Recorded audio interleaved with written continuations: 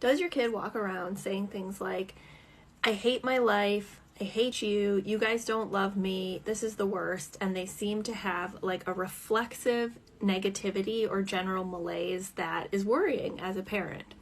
So this is actually a common theme among PDA children and teens, and while we obviously want to take seriously if they're truly distressed, we also want to be really objective and pan out and observe it as data of underlying nervous system activation and them not necessarily emotionally meaning what they're saying every time, right?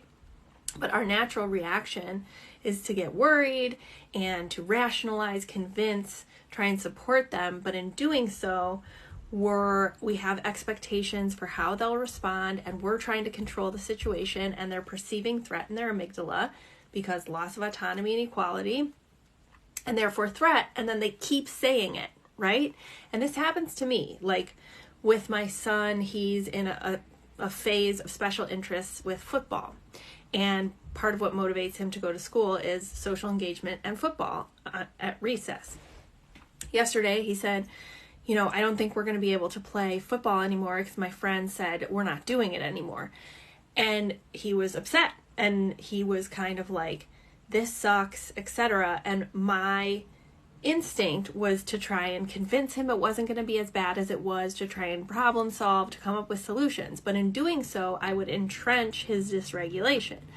So I have the practice of leaning in to those uncomfortable moments of like, yeah, sometimes life is really hard, or that's really too bad, I'm so sorry you feel that way. Or yeah, sometimes if it's the case of him criticizing me, I might say, yeah, sometimes mommy doesn't know what to do.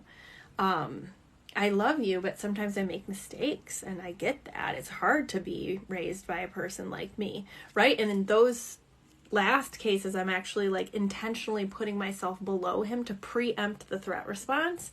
And so if we can lean into and relax into naming and validating whatever it is that they're saying, it often reduces the activation, which is what we're observing in these PDA kids and their nervous systems.